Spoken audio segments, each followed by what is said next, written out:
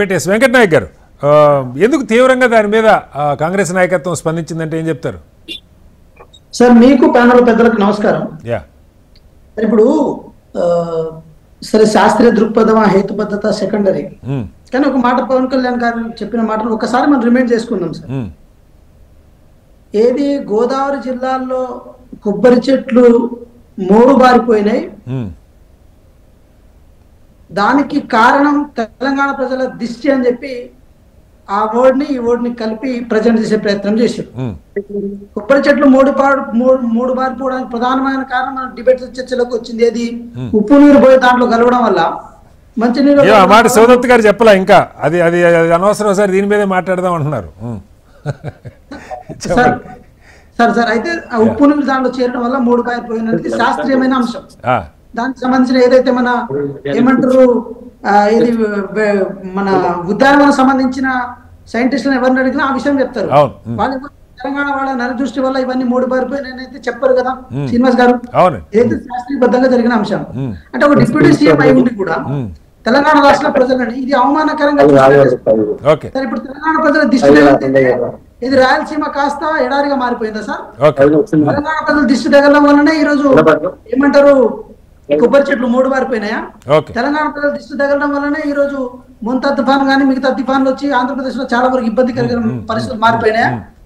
ఏది తెలంగాణ ప్రజల దిష్టి తగలడం వల్లనే బుడవేరు పొంగి విజయవాడను ముంచిందా? సో ఇవన్నీ మాట్లాడుకోవాల్సి వస్తే ఒక డిప్యూటీ సీఎం పొజిషన్ లో ఉన్న వ్యక్తి మాట్లాడాల్సిన అంశాలు కాదు. తెలంగాణ ప్రజలు విడిపోయిన అన్నదమ్ములాగా విడిపోయి మళ్ళీ కలిసి ఉంటున్నాం. ఏది వ్యాపార వాణిజ్యాల్లోనో లేకపోతే మిగతా విషయాల్లో కలిసి ఉంటున్నాం. మళ్ళీ ఆ అంశాలను రెచ్చగొట్టి తెలంగాణ ప్రజలను హీనంగా దీనంగా చూసే పరిస్థితి ఏదైతే ఉందో అది ఆ పొజిషన్ లో ఉన్న వ్యక్తికి అయితే కరెక్ట్ కాదు. నేను ఇంకో మాట కూడా చెప్పే ప్రయత్నం చేస్తున్నా.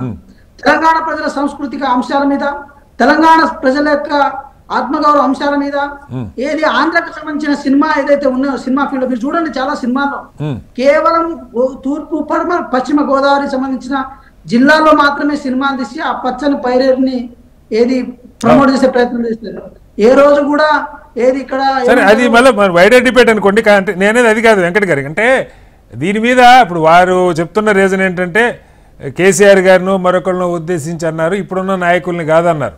మరి నాయకులు అంటే ఒక నాయకుడే రారు, నాకు తెలిసి అందరు నాయకులు వస్తారు.